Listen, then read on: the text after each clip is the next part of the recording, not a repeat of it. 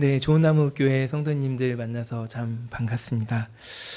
아까 찬양할 때 너무나 큰 은혜가 있었습니다.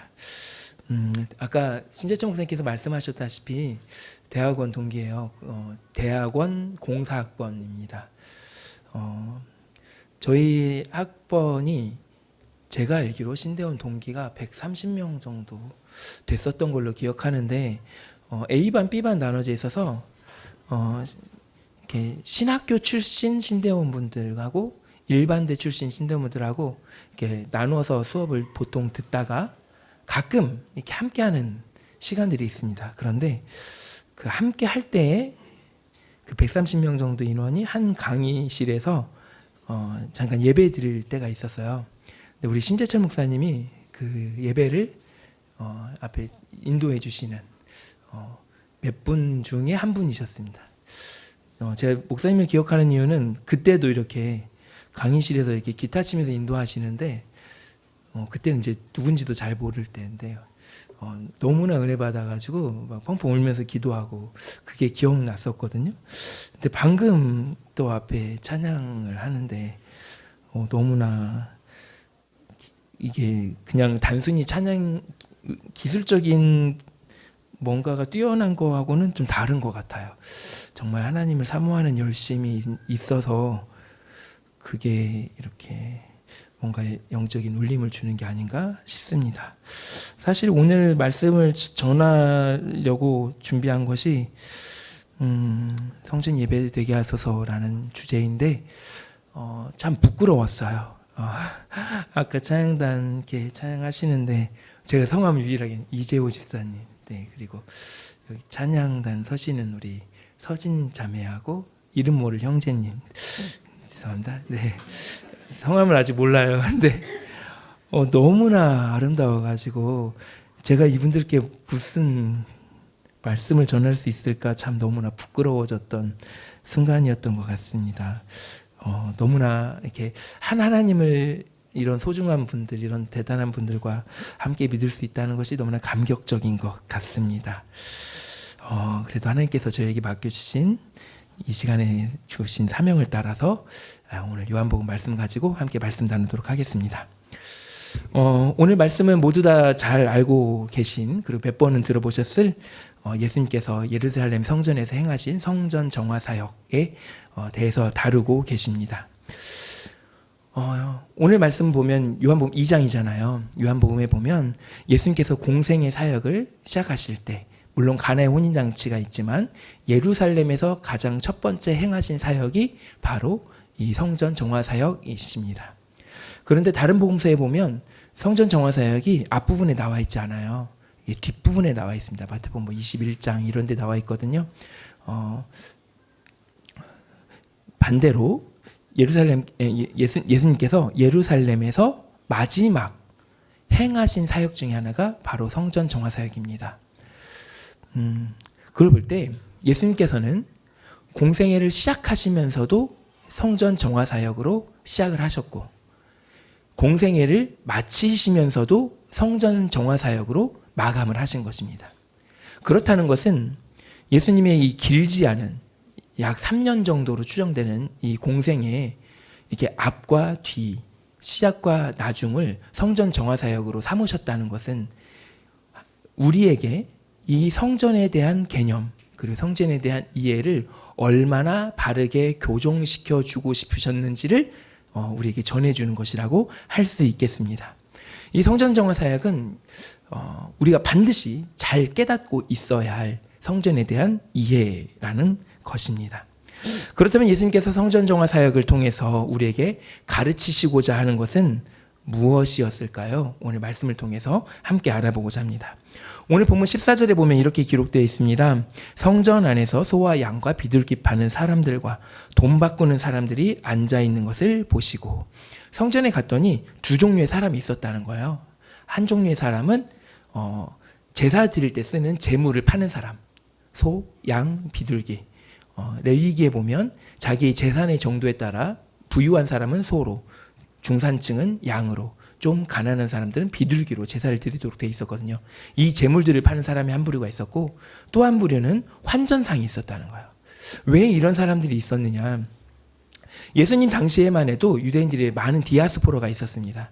디아스포라란 유대인이지만 유대 땅을 벗어나서 먼 이국 땅에서 살고 있는 사람들, 그러나 유대인으로서의 정체성은 잃지 않고 있던 사람들을 의미합니다.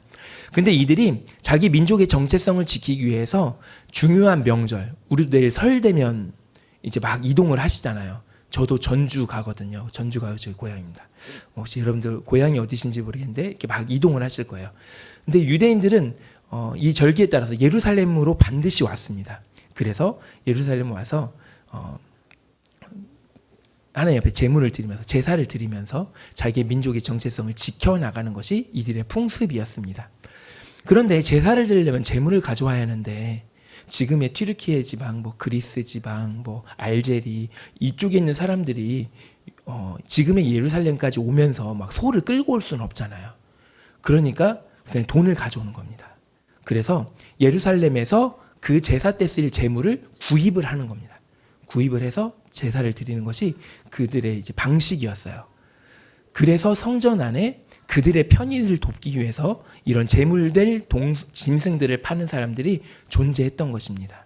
그렇다면 환전상은 왜 있었는가? 로마의 공통적으로 통용되던 화폐는 데나리온이었습니다. 우리가 성경에서 많이 봤죠. 남자의 하루 품삯에 해당되는 데나리온. 그런데 성전에 가면 성전세를 내야 하는데 이 성전세는 데나리온으로 낼 수 없었어요. 왜냐하면 로마의 공통화폐인 데나리온에는 황제의 얼굴이 새겨져 있었거든요.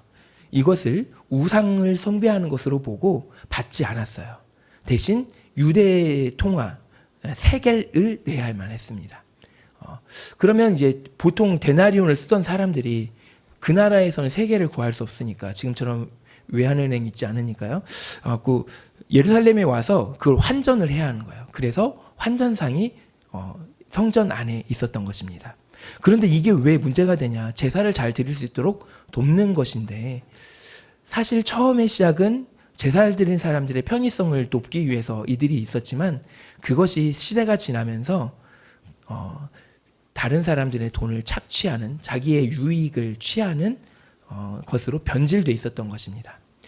이것은 근데 그 상인들만의 문제가 아니라 사실은 당시의 종교 지도자들 그들과 결탁한 결과였습니다. 재물을 가지고 제사를 드리러 가면 재물을 가지고 제사를 드리러 가면 레위기에 보면 그 재물에 흠이 없어야 합니다. 그렇죠? 근데 그 흠이 없다는 판결을 누가 해주냐면 제사장이 합니다. 근데 제사장이 딱 보고 자기하고 결탁 맺은 상인이 판매한 동물이 아니면 빠꾸시키는 거예요. 이건 흠이 있어서 안 돼. 이건 재물 드릴 수 없어. 그러면 결국 여기까지 왔는데 제사를 드리려면 어떻게 해야 돼요? 그 결탁을 맺은 상인들에게 사야 돼요.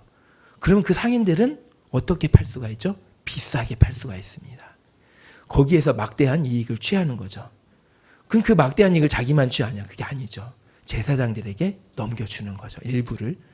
그리고 애초에 그 성전에 그렇게 상인이 되기 위해서는 그러한 막대한 이익을 취할 수 있기 때문에 제사장들에게 많은 거금을 주고 그곳에 들어올 수 있었던 것입니다.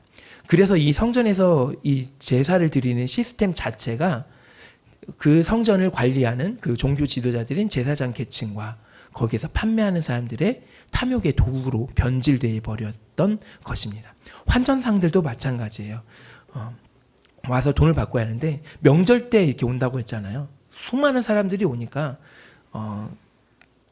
환전할 곳이 그렇게 넉넉지가 않아요. 그럼 성전에 많은 사람들이 몰려서 거기에서 환전을 해주면서 지금 우리 1달러에 1,400원 정도 하나요?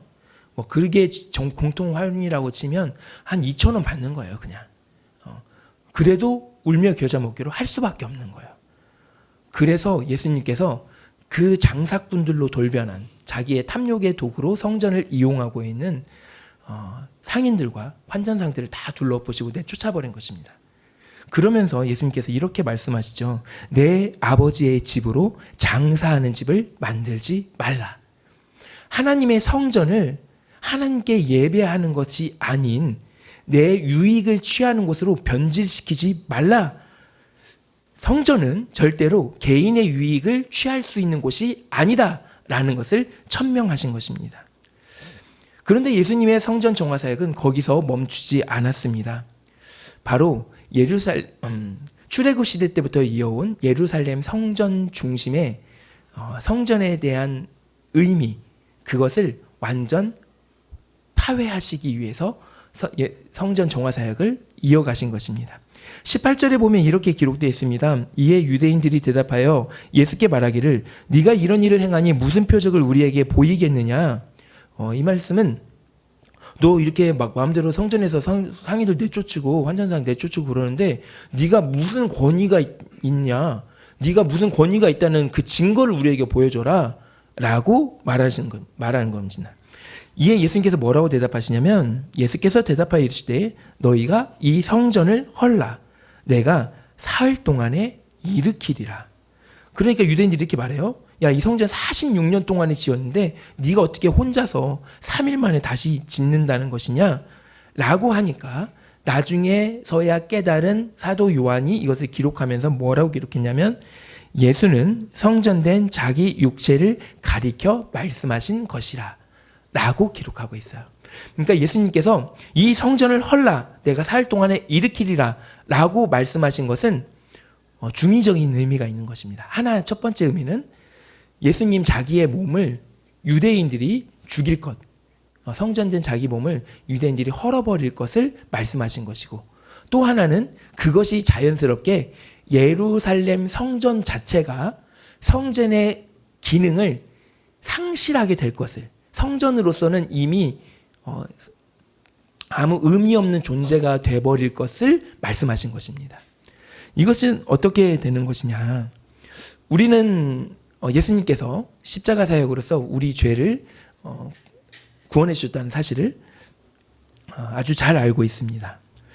예수님은 십자가에서 죽으심으로 죄의 삭신 사망을 우리 대신 치루어 주셨습니다. 스스로가 가장 거룩한 제사장으로서 완벽히 흠이 없는 완전한 제물이 되어 스스로의 몸에서 피를 쏟고 육체가 갈갈이 찢기심으로 그동안의 제사는 불완전한 제사, 그래서 한시적일 수밖에 없었던 제사를 종식시키는 완전한 제사를 예수님께서 드리신 것입니다. 십자가 사역을 통해서 말이죠. 그래서 이제는 제사의 시대를 단번에 끝내버리신 것입니다. 이제 완벽한 제사가 드려졌으니 그동안에 한시적인 효과만을 누리던 제사는 필요가 없어진 것입니다. 그리고 예수님께서는 3일 만에 부활하심으로 이것이 단지 이상적인 생각을 갖고 있는, 내가 모두를 위해 대신 죽겠어 라고, 저도 그렇게 할 수는 있죠. 내가 우리 좋은나무교회 성도님들에서 대신 죽겠어 라고 막 이렇게 한번 막 이렇게 흥이 오르면 그럴 수도 있잖아요. 근데 그게 무슨 소용이 있겠어요. 내가 아무 능력이 없는데. 근데 예수님께서는 3일 만에 부활하심으로 그것이 단순히 이상적인 어떤 사람의 헌신이 아니라 진짜로 그런 만한 힘이 있고 자격이 있고 능력이 있으신 하나님께서 죽음의 권세를 완전히 종식시킨 것, 죄의 영향력을 완전히 종식시킨 것이라는 것을 증거로 삼으신 것입니다. 하나님께서는 그 완전한 제사를 받으시면서 또한 하나님께서도 그 증거를 나타내셨습니다. 예루살렘 성전에 보면 그 안에 성전의 역할을 하려면 성소가 있어야 하는데, 성소에는 성소와 지성소로 구분되어 있습니다. 지성소 안에는 법궤가 있고 성소 안에는 금초대와 분향단과 진설병이 놓아져 있죠. 이 네 가지가 있어야 반드시 성전이라는데, 성소와 지성소를 가로막고 있는 휘장이 있습니다.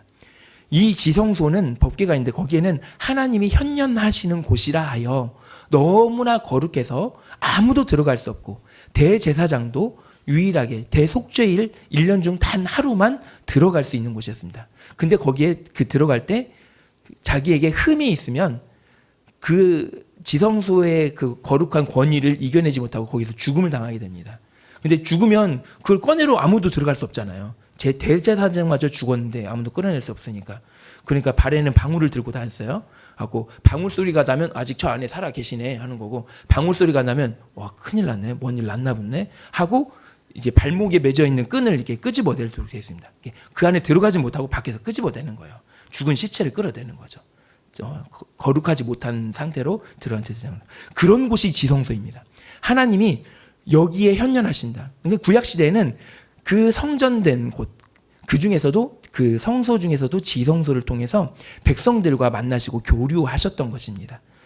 그런데 예수님께서 십자가의 단변을 돌아가시면서 완벽한 제사장으로서 제사를 행하시고 완벽한 제물로 자신을 드리셨을 때, 그래서 그 제물이 하나님 앞에 올라갔을 때 하나님께서 그 휘장을 위에서부터 아래로 둘로 찢어버리십니다. 위에서부터 찢어졌다는 것은 사람이 찢은 것이 아니라 하나님께서 이걸 찢으셨다는 증거입니다. 그러면서 이제 하나님은 더 이상 이 지성소에 갇혀 계신 하나님이 아님을 우리에게 나타내신 것입니다. 즉 예수 그리스도의 사역으로 인해서 예수를 믿는 자마다 하나님이 그 예수의 이름을 힘입어서 이제는 그 예수와 함께 우리 안에 계시게 된 것입니다. 그전에는 우리 안에 하나님이 계신다는 생각을 하지도 못했어요. 그 유명한 모세마저도, 그 유명한 구약의 선지자들마저도 하나님의 현존하심을 보면 나 이제 죽었다 하고 저를 용서해 주십시오 하고 무릎 사이에 얼굴을 박을 수밖에 없었던 것이 구약의 현실이거든요. 근데 우리는 지금은 하나님을 우리 마음속에 모시고 있는 것입니다. 이것이 얼마나 대단하고 얼마나 거룩하고 얼마나 놀라운 일인지 모릅니다. 그렇게 된 결과 하나님께서 이제 지성소에 계시지 않고 예수 그리스도에 있는 예수 그리스도가 있는 우리 마음속에 계신 것입니다. 그래서 이제는 우리가 성전입니다. 이제는 이 건물이 성전이 아니라, 방금 신 목사님께서 말씀하셨다시피 이런 건물이 성전이 아니라 우리가 성전입니다. 예루살렘에 가면 이렇게 돈 모양의, 지금은 모스크로 쓰이고 있는 예루살렘 성전이라 불리는 그 건물이 있습니다. 사람들이 그걸 보면서 안타까워합니다. 저것이 다시 한번 예루살렘 성전의 기능을 되찾아야 할 텐데 합니다. 그거 물론 되찾으면 좋을 것 같긴 합니다. 그런데 그거 성전 아닙니다. 그냥 건물입니다. 진짜 성전은 어디에 있냐? 여기에 있습니다. 여기에 있습니다. 우리가 하나님의 성전입니다.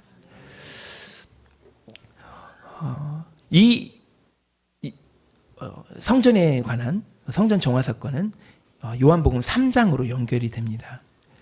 요한복음 3장 1절은 이렇게 시작됩니다. 그런데 바리새인 중에 니고데모라 하는 사람이 있으니 유대인의 지도자라. 여기서 그런데라는 접속사가 쓰였다는 것은 앞의 이야기와 지금부터 이어질 3장의 이야기가 연관성이 있다는 것입니다. 이게 성전 정화 사건을 했는데 근데 니고데모라는 사람이 있었어 라고 하면서 이야기 시작했는데 이 두 가지 이야기는 함께 봐야 한다는 것입니다. 2장은 방금 살펴봤듯이 성전 정화 사역입니다. 3장은 어떤 이야기일까요? 2절에 보면 이렇게 기록되어 있습니다. 3장 2절. 그가 밤에 예수께 와서 이르되 랍비여 우리가 당신 하나님께로부터 오신 선생인 줄 아나이다. 하나님이 함께 하시지 아니하시면 당신이 행하시는 이 표적을 아무도 할 수 없습니다. 재밌게도 니고데모의 입을 통해서 예수님의 표적에 대해서 증언합니다. 당신의 표적을 보았습니다 라고 얘기하는 것입니다. 이것은 2장에서 유대인들이 네가 이런 일을 해도 되는 표적을 우리에게 보여라 라고 말했던 것에 반증 같습니다. 그렇죠? 니고데모는 이미 그 표적을 보았다는 거예요. 그런데 예수님께서 니고데모에게 이렇게 말씀하십니다. 예수께서 대답하실 때 진실로 진실로 너에게 이르노니 사람이 거듭나지 아니하면 하나님의 나라를 볼 수 없느니라.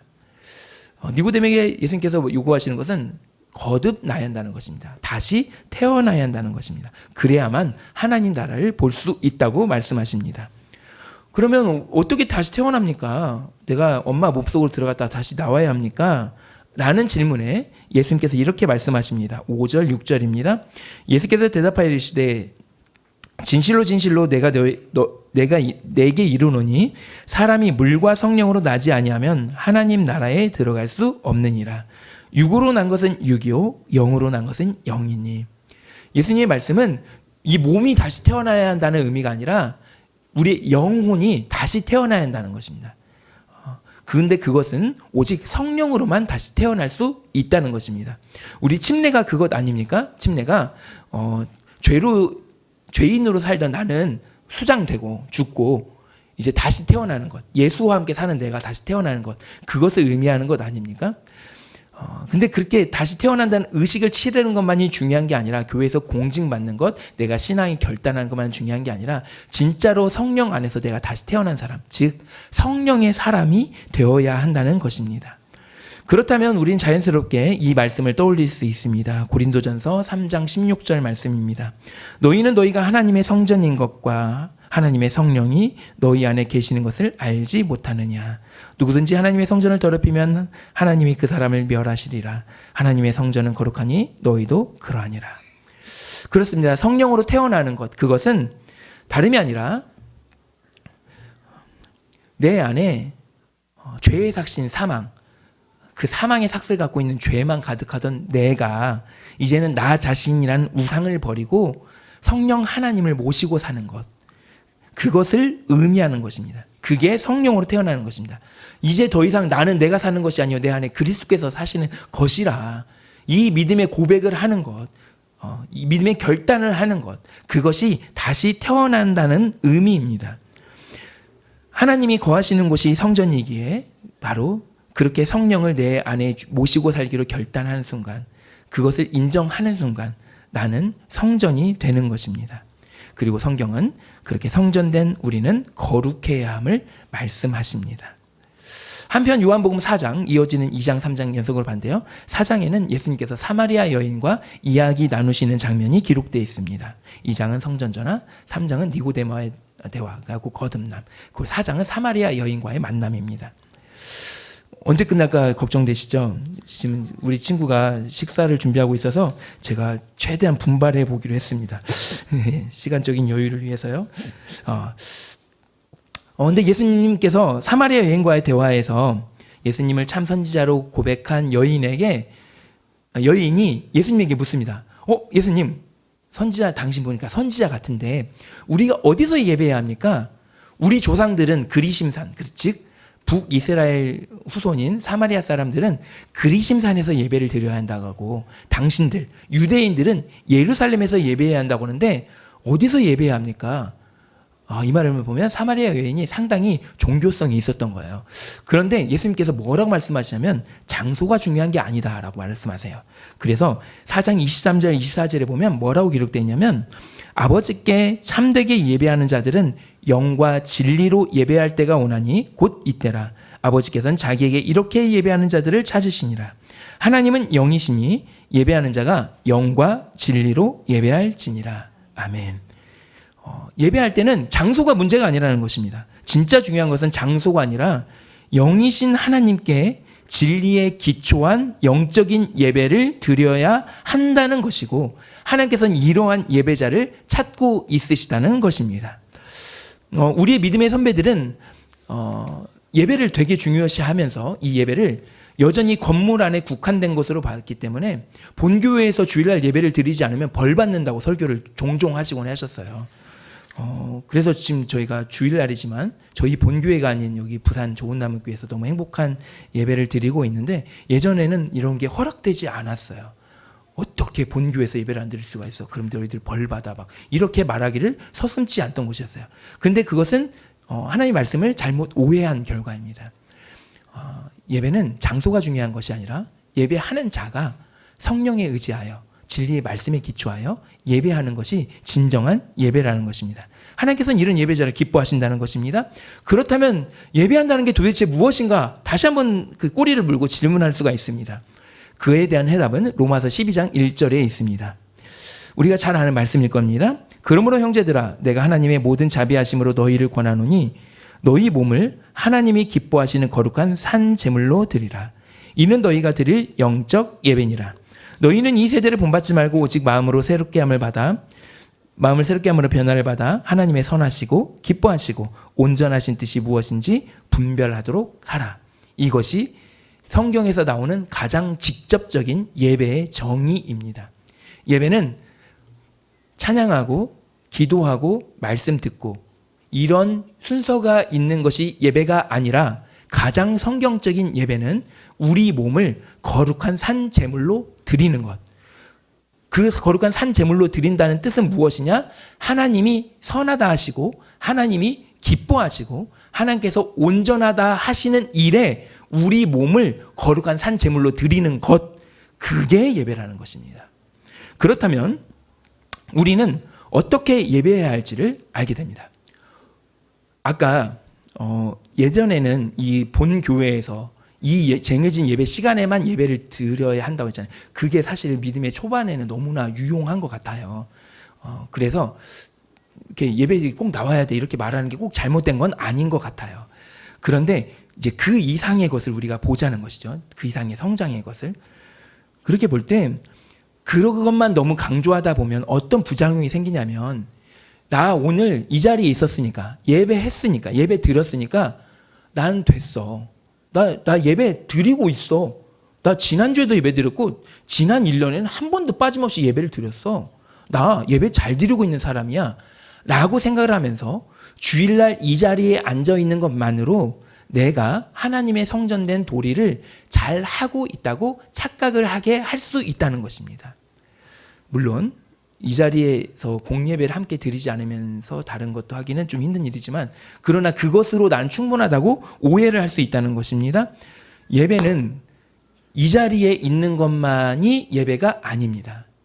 이 자리에 있는 것은 도리어 우리가 진짜 예배를 드리기 위해서 어떻게 해야 하는지 함께 고민하고, 그것을 하기 위한 힘을 얻고, 함께 서로 격려하고 함께 해보자고 도전하고, 그런 시간이 바로 이 시간이지, 실제 예배는 이제 여기서부터 나가는 순간부터 이제 시작되는 것입니다.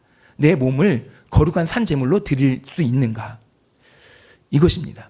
우리 실생활이 예배로 바뀌어야 한다는 것입니다. 실생활 가운데 하나님이 기뻐하시고 선하다 하시고 온전하다는 뜻이 무엇인지 끊임없이 분별하면서 우리는 생각해야 합니다. 그래서 어떻게 하는 것이 진짜 예배 드리는 것이지? 생각하면서 그거에 맞춰서 우리가 그렇게 살려면 괴롭겠지만, 우리가 그렇게 살려면 내가 좀 피해를 보겠지만, 그렇게 살려면 우리가 좀 손해를 보겠지만, 그렇게 살려면 우리가 좀 외롭겠지만, 그렇게 살려면 좀 배신도 많이 당하겠지만, 꼭 이렇게까지 살아야 하는 허망한 생각도 들겠지만, 그러나 내 몸을 산 제물로 드리는 것. 산 제물로 드리는 건 뭐죠? 죽은 존재라는 거예요. 죽은 존재. 죽은 존재처럼 드리는 거예요. 제물로 드릴 때 제사 드린 사람은 짐승의 멱을 따가지고 피를 쏟고 거기에 가죽을 벗기고 내장을 벗겨내고 내장을 씻고 벗겨낸 살은 각을 띄워서 제단에 올려서 태워버리는 게 예배거든요. 그게 제물이에요. 우리가 선 제물이 된다는 것은 그만큼 우리 스스로를 난도질 당하는 것을 참아내는 것, 견뎌내는 것, 그것을 각오하는 것, 그것이 예배인 것입니다. 그래서 우리가 예배자로 사는 것은 절대 세상적으로 볼 때, 일반적인 감정으로 볼 때 기쁘고 행복하고 만족스러운 일들만 일어나지는 절대 않는 것을 의미합니다. 오히려 그 반대일 가능성이 높습니다. 외롭고 힘들고 고통스럽고 배신당하고 낭망스럽고, 그럼에도 불구하고 그걸 할 수 있는 힘은 어디에서 얻을까요? 바로 이 교회에서 얻는 것입니다. 너도 그렇지, 나도 그래. 그 말씀을 따라 살려다 보니까 너무 힘들더라. 그렇지만 말씀에 의지해 보니까 이게 맞는 것 같아. 우리 힘내자. 이번 주에도 다시 한번 힘내자. 기도하면서 어떻게 합니까? 하나님 말씀을 따라 사는 것이 너무나 어려웠어요. 그래서 실패도 많이 했네요. 다시 제가 이기적인 모습으로 살 때도 많았어요. 하나님, 이 나약한 저를 용서해 주세요. 그러나 아버지 하나님, 여기서 멈추지 않고 다시 한번 예배자로 제가 일어설 수 있기를 간절히 소원합니다. 저에게 힘과 능력을 더하여 주시옵소서. 이렇게 새 힘을 얻고 나가는 것이 이 시간의 힘인 것입니다. 진짜 예배하기 위해서 우리는 이 시간에 여기에 모여서 찬양하고 기도하고 말씀을 듣는 것입니다. 우리의 실생활이 바뀌어야 합니다. 우리 청년들이 알바를 하고 있습니다. 여기 젊은 친구들 가운데 알바하는 친구들이 있을 걸로 알고 있습니다. 대부분 알바하는 청년들은 사장님에게 불만이 많습니다. 왜냐하면 여러분 그거 아세요? 우리 친구들이 알바하는데 억지로 그 업주 측에서 15시간 이상을 근무시키지 않아요. 15시간 이상을 하면 주휴수당을 줘야 하기 때문이죠. 근데 가끔 그 이상을 알바시키는 분들도 있어요. 근데 그분은 조건을 달아요. 야, 주휴수당은 없다. 그래도 너 더 일하고 싶으면 더 해라. 이렇게 하세요. 그럼 애들이 어쩔 수 없이 그렇게 하기로 한다는 거예요. 한 친구는 저 뒤에 있는데 그 사장님이 업주신데 자기 가족들이 알바 시간에 같이 포진돼 있다는 거예요. 그 사장님의 식구들이. 그러면 그 식구들하고 같이 일하면 너무 힘들다는 거예요. 그 식구들은 시간만 때우러 오는 거예요. 그냥 흉내만 대로. 그리고 그 알바비를 이제 받아가는 거죠. 그러면 나머지 일들을 누가 해야 돼요? 일반 진짜 고용된 알바생들이 다 해야 하는 거예요. 그러니까 알바생들이 힘들 수밖에 없죠. 사장님이 만약에 사장님이 월 500을 벌 수 있는데 자기 몫을 400만 받을 걸로 감수하고 그 100을 함께 일하는 직원들이나 알바생들에게 돌릴 수 있는 믿음의 결단을 한다면 그게 예배입니다. 우리 청년 가운데는 사장님도 있습니다. 근데 그 사장님은 반대로 직원들 때문에 미치겠다는 거예요.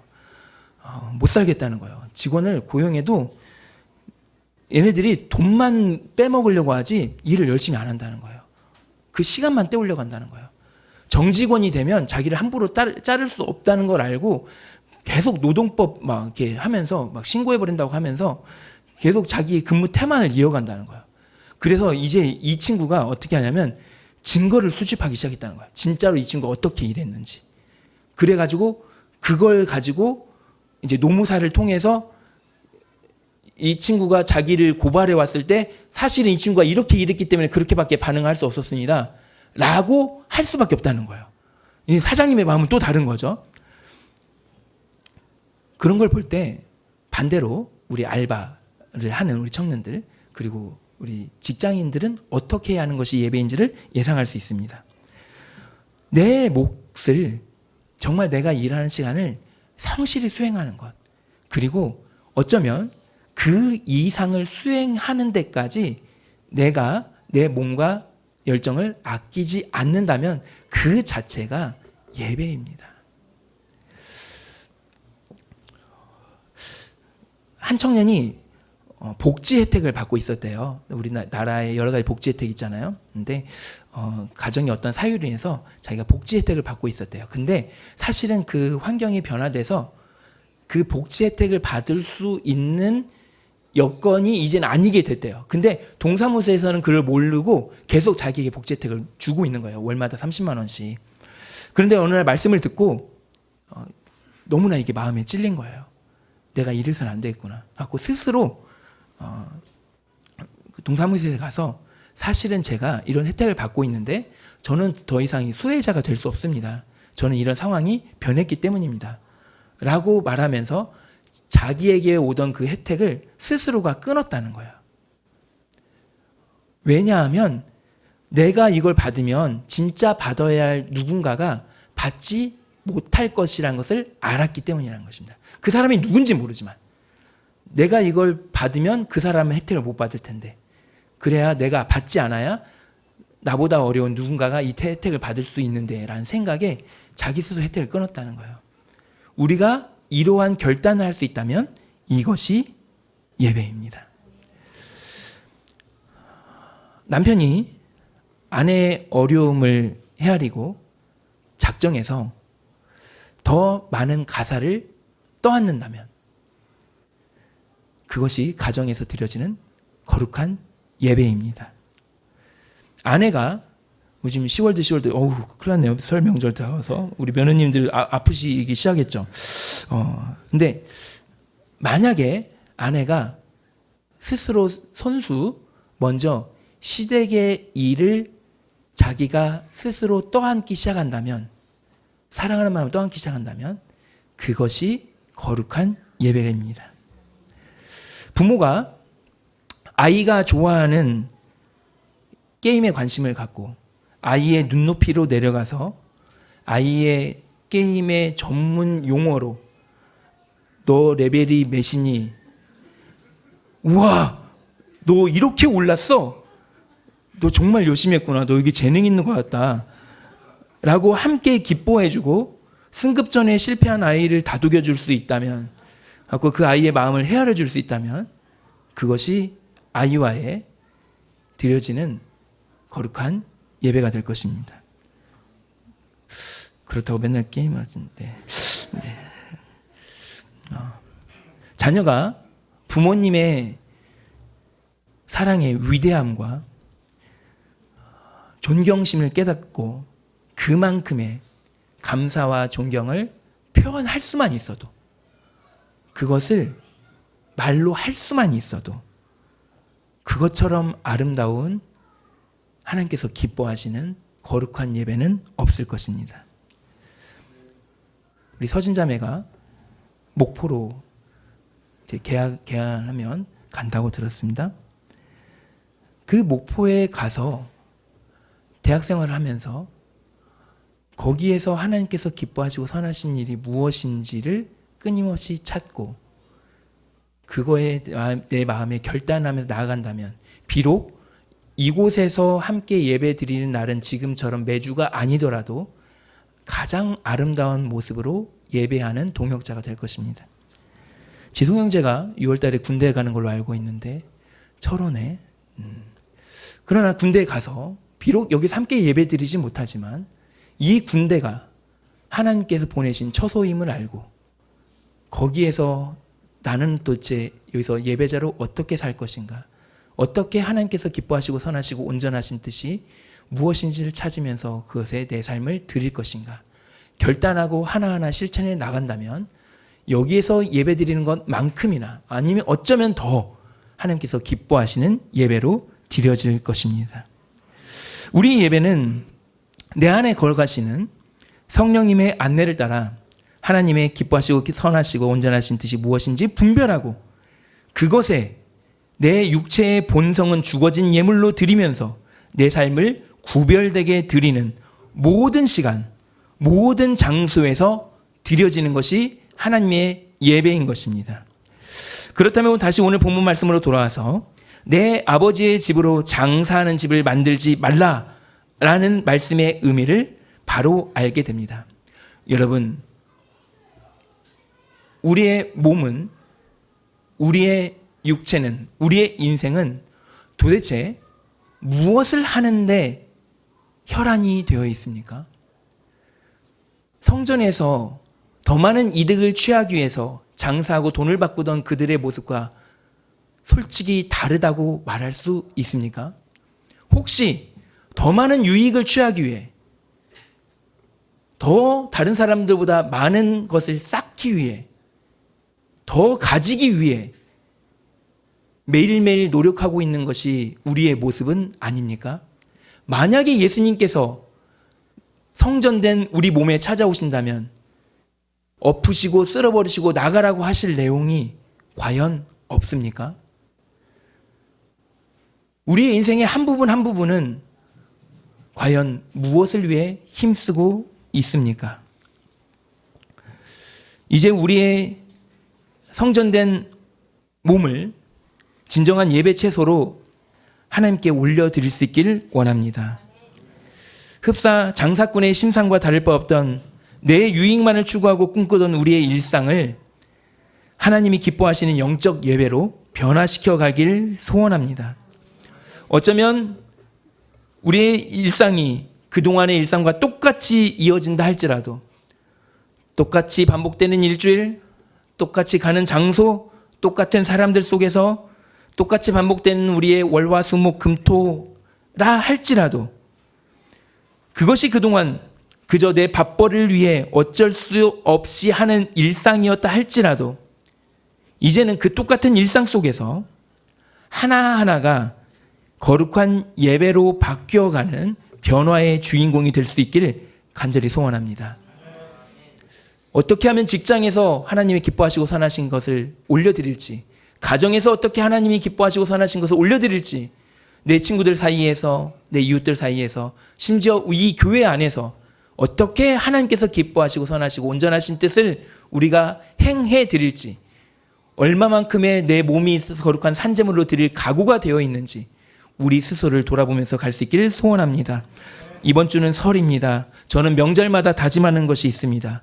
항상 다짐하는, 추석이나 설이나 다짐하는 것은 이번에 내려가면 설거지는 내가 다 해야지 라는 것을 다짐하고 갑니다.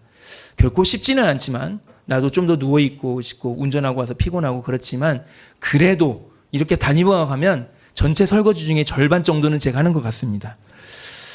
이게 나름 명절을 앞두고 하나님이 기뻐하시고 선하시고 온전하신 뜻을 행하는 저만의 결단입니다. 그리고 이것을 하나님께서 분명 아름다운 예배로 받아주실 것을 믿고 있습니다. 여러분은 이번 명절 어떻게 예배하시겠습니까? 꼭 분별해 보시고 남편과 아내와 자녀와 부모님께 공유해 보시기 바랍니다. 나 이렇게 예배하기로 했어 라고 한번 해보시기 바랍니다. 설에 가족끼리 예배 드리는 것이 목표인 분들이 있는 걸로 알고 있습니다. 그 시간도 너무나 소중합니다. 찬양하고 기도하고 너무나 소중합니다. 그러나 그것을 뛰어넘어서 진짜 내 몸을 예배로 드리는 그것을 한번 해보시기 바랍니다. 그래서 이번 명절을 통해서 하나님 앞에 내 자신을 제물로 드리는 것이 얼마나 어려운지를, 얼마나 많은 노력을 기울여야 하는지를, 얼마나 많은 기도가 필요한지를, 그리고 그렇기에 그 예배를 드린 것이 얼마나 기쁜 것임을 체험해 보시기 바랍니다. 그리고 그 다음 주 여세를 몰아서 직장과 학교와 가정과 교회에서 어떻게 예배할지 분별하시기 바랍니다. 그동안 허망하게 사라져버릴 이 땅의 유익에 눈이 멀어서 장사꾼의 심산으로 내 소중한 인생을 탕진하던 내 자신을 이제는 거룩한 성전이 내 정체성임을 바로 알고 하나님께서 기뻐하시는 일에 내 자신을 거룩한 산제물로 올려드리는, 서 있는 곳마다 그곳이 예배하는 곳 되게 하는 우리 좋은 나무 교회 성도님들 되시길 간절히 축원합니다.